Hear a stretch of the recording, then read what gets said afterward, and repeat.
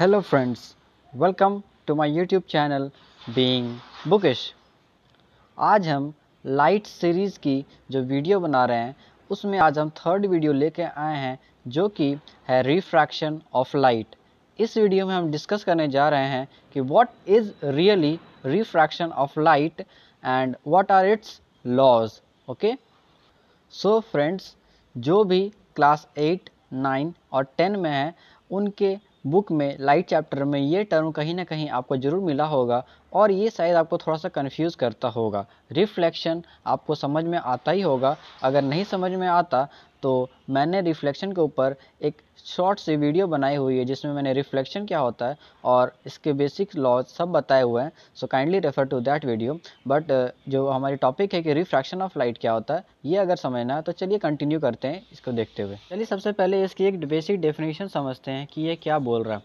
Refraction of light क्या है कि the change in the direction of path of light कब when it passes from one medium to another medium is called refraction of light.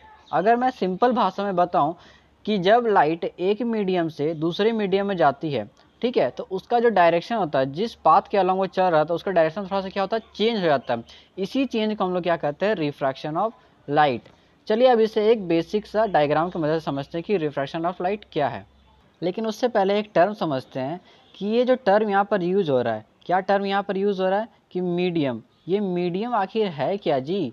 ठीक है, देखिए medium अगर मैं सिंपल सा भाषा में बात करूँ तो मीडियम वह एक हिसाब से मीडियम है जो लाइट को चलने में मदद करता है। जैसे कि हो गया हमारा एयर, ठीक है, जैसे कि हमारा एक एग्जांपल हो गया एयर। एयर के हेल्प से जो लाइट है वो चलती है। वाटर हो गया, वाटर के हेल्प से भी, वाटर एक मीडियम की तरह एक्ट करता है जिसमें एयर चल सकता है, ठीक है। और क्या हो गया एग्जांपल, जैसे ग्लास हो गया, ठीक है। ऐसे बहुत सारे एग्जांपल होते हैं लेकिन बेसिक से जो एग्जांपल होते हैं वही सब होते हैं कि एक एयर हो गया, एक वाटर हो गया, एक ग्लास हो गया। ये तीनों क्या है, एक हिसाब से एक मीडियम है जिसकी हेल्प से लाइट प्रोपगेट करता है, मतलब चलता है, ठीक है। अब चलिए बेसिक डायग्राम देखते हैं। जैसे कि मान लेता हूँ कि ये एक सबसे पहले एक क्या है, हमारा एक्सिस है, ठीक है। सिंपल से मेरा सरफेस है मान लेते हैं, ठीक है।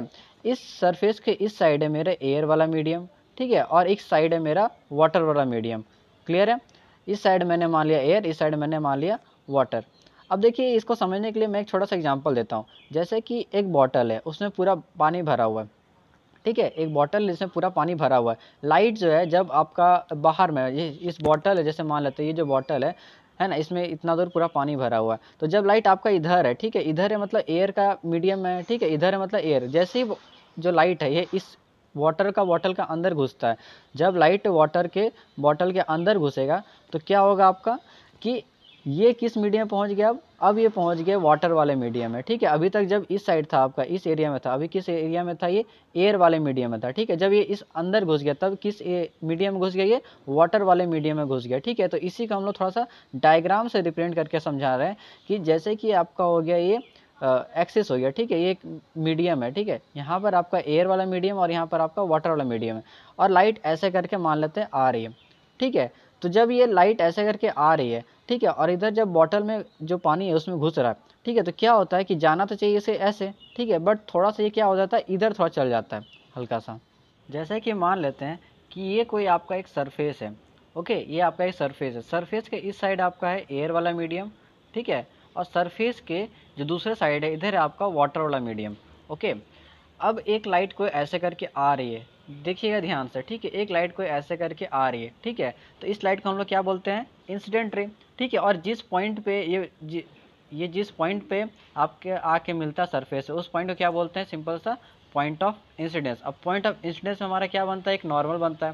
तो हमने यहाँ पर एक नॉर्मल सिंपल सा बना लिया। अब इसके बाद जो चीज़ होने वाली है वो बहुत इंटरेस्टिंग होने वाली है। आपका लाइट ऐसे करके आ रहा था, ठीक है, और इस सरफेस पे स्ट्राइक करने के बाद कैसे जाना चाहिए था, आपका लाइट कुछ इस तरफ से जाना चाहिए था जो हमें लग रहा है, ठीक है। बट लगने से नहीं ना होता है बॉस, आपका लाइट ऐसे करके आ रहा है लेकिन ऐसे करके जाना चाहिए। ऐसे ही जाता, कब जाता, जब ये एयर हो और ये भी एयर हो। अगर ऐसा कुछ होता तब तो कोई दिक्कत नहीं है, ठीक है। बट क्या हो गया, ये क्या हो गया, आप एयर के बदले ये क्या हो गया, वाटर हो गया, ठीक है। मतलब क्या हो गया, मीडियम में चेंज आ गया, ठीक है। मीडियम में चेंज आने के तरफ से क्या होता है कि लाइट थोड़ा डगमगा जाता है। डगमगा जाता है मतलब अपना रास्ता थोड़ा सा चेंज कर जाता है। इस कंडीशन में क्या हो गया, लाइट ऐसे जाना चाहिए था बट थोड़ा सा आपका इस तरफ से चल जाता है, ठीक है। तो जो डायरेक्शन ऑफ लाइट होना चाहिए था वो इधर होता है बट चेंज हो जाता है डायरेक्शन, किस तरफ, इस तरफ होके, ठीक है। सो इसी फेनोमेनन जो यहाँ पर हुआ काम, ठीक है, जो यहाँ पर काम हुआ कि लाइट ऐसे आ रही थी और जिसे ऐसे जाना चाहिए था बट ऐसे चला गया, तो इसी फेनोमेनन को हम लोग क्या बोलते हैं, सिंपल सा रिफ्रैक्शन ऑफ लाइट, ठीक है। So the change in the direction of path of light when it passes from one medium to another medium is called refraction of light। I hope कि आपको अब ये मीनिंग क्लियर हो रहा होगा कि रिफ्रैक्शन ऑफ लाइट क्या होता है, ठीक है। अब चलते हैं इसके लॉस पढ़ते हैं। तो सबसे पहला लॉ है, वो लॉ थोड़ा सा रिफ्लेक्शन ऑफ लाइट के लॉ से थोड़ा सा मैच खाता है, ठीक है। सबसे पहले पढ़ते हैं इसका क्या लिखा हुआ law. So the first law is the incident ray, the refracted ray and the normal at the point of incidence. Eight the point of incidence क्यों लिखा है, कि जो नॉर्मल बनता है वो पॉइंट ऑफ इंसिडेंस पर ही बनता है, ठीक है। सो ये जो तीन टर्म है, इंसिडेंट रे, रिफ्रैक्टेड रे, ठीक है, रिफ्लेक्टेड ही मत लिख दिएगा, रिफ्रैक्टेड रे, क्योंकि हम लोग रिफ्रैक्शन पढ़ रहे हैं, और जो नॉर्मल होता है, ठीक है, ये क्या होता है, all lie in the same plane. पहले इसका हम थोड़ा सा डायग्राम बना के आपको समझाते हैं, ओके। ये डायग्राम कुछ इस टाइप से है, जैसे कि ये एक सरफेस है, यहाँ पर लाइट आया, ठीक है, ये आपको नॉर्मल बना, और ये आपका जो काम होना चाहिए, जो जाना चाहिए, बट ऐसे नहीं जाके लाइट कैसे चल जाती, थोड़ा सा इस साइड चल जाती है।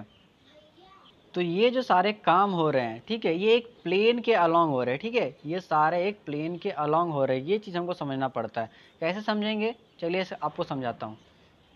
जैसे कि ये जो काम हो रहा है, ठीक है, मान लेते हैं कि एक पीछे में कोई प्लेन रखा हो। प्लेन क्या होता है, मैं पिछले लेक्चर में बता चुका, जब मैं रिफ्लेक्शन ऑफ लाइट का जब लॉ बता रहा था तब मैंने समझाया था कि प्लेन क्या होता है, एक फ्लैट सरफेस होता है, ठीक है, एक फ्लैट स्मूथ सरफेस होता है, ठीक है। अब ये जो भी काम हो रहा था कि ये आपका सरफेस है, यहाँ से लाइट आ रहा है, ठीक है, ये नॉर्मल है, और ये लाइट ऐसे आने के बदले इधर चल जा रहा है हल्का सा, ठीक है।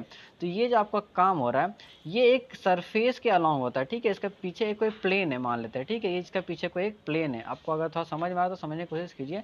इसका पीछे मान लेते हैं कि कोई एक प्लेन है, ठीक है, और इस प्लेन के अलॉन्ग ही काम हो रहा है कि ये रिफ्लेक्शन, इंसिडेंट रे का आना, ऐसे रिफ्लेक्ट होकर इधर चल जाना, ठीक है। ये जो भी काम हो रहा है ये सब एक प्लेन के हिसाब से हो रहा है, ठीक है। आपका प्लेन एक इधर भी हो रहा होगा, ठीक है, ऐसा थोड़ा सा इमेजिनरी काम है बट आप इसे समझ सकते हैं धीरे धीरे, ठीक है, कि एक पीछे प्लेन रखा हुआ है जिसके अलॉन्ग ये सारे काम हो रहे हैं। जो भी आपका इंसिडेंट रे आ रहा है, रिफ्लेक्ट हो रहा है, ठीक है, और जो यहाँ नॉर्मल बना है, तीनों क्या हो रहा है, एक प्लेन के अलॉन्ग, सब ये देखिए एक प्लेन के अंदर ही आ गया, ठीक है।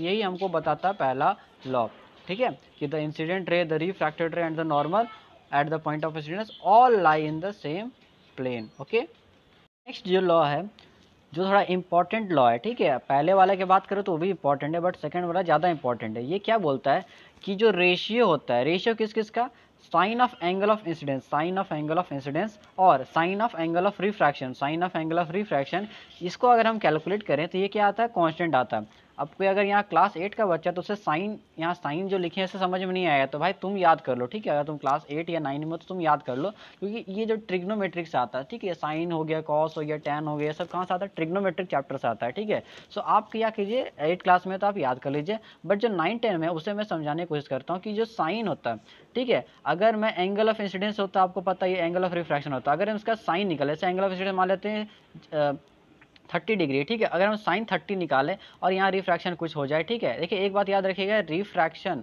एंगल ऑफ इंसिडेंस और एंगल ऑफ रिफ्रैक्शन ये बराबर होने वाला नहीं है, ठीक है। ये किस में इक्वल था कि sine of angle of incidence और sine of angle of reflection, ठीक है, गौर सुनिए, रिफ्लेक्शन इक्वल होता है, लेकिन अगर मैं इसे रिफ्रैक्शन बोले तो ये जरूरी नहीं है कि ये इक्वल होगा, ओके।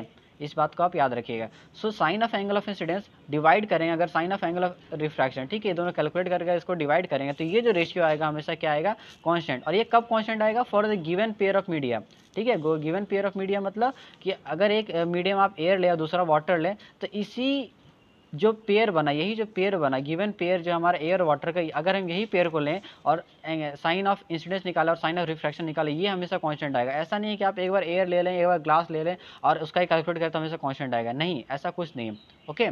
ये कब आएगा, जब आपका गिवन पेयर ऑफ मीडिया हमेशा इक्वल रहेगा, ठीक है, और उसका हम sine of angle of incidence निकालेंगे और sine of angle of refraction निकालेंगे, ठीक है, ये हमेशा कांस्टेंट आएगा। और आगे थोड़ा सा बता देता हूँ, ये जो कांस्टेंट है इसी को हम लोग क्या बोलते हैं, म्यू बोलते हैं, म्याओ नहीं म्यू बोलते हैं, ठीक है। इसी म्यू को हम लोग रिफ्रैक्टिव इंडेक्स कहलाते हैं, ठीक है, कि ये होता है हमारा रिफ्रैक्टिव इंडेक्स, ओके। सो आप ऐसा भी लिख सकते हैं कि sine of angle of incidence divide by sine of angle of refraction is equals to mu. Mu मतलब क्या, रिफ्रैक्टिव इंडेक्स। ठीक है, जिसके अगर आपको इसके बारे में समझना है तो हम आगे के लेक्चर्स में से डिस्कस करेंगे। ठीक है, so that's all for today. I hope कि आपको रिफ्रैक्शन क्या होता है और इसके जो बेसिक दो लॉज हैं दोनों आपको समझ में आए होंगे। समझ में आया तो please like the video and subscribe to the channel if you haven't. Thank you.